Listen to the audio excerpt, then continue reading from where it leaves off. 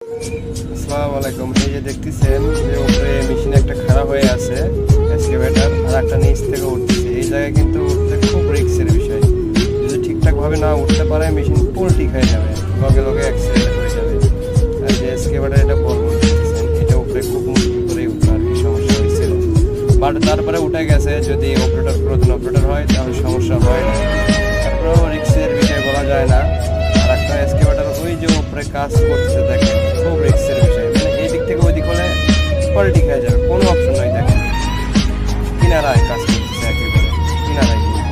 আমি ভিডিওটা করছি নিচ থেকে, আমার নিচ আছে ওই পাশে চলতেছে বোল্টেজারের কাজ, আর বলবো যেটা ওটা উঠে গেছে। ভাই এক্সকাভেটর চালানোর কাজ ভাই রিস্ক।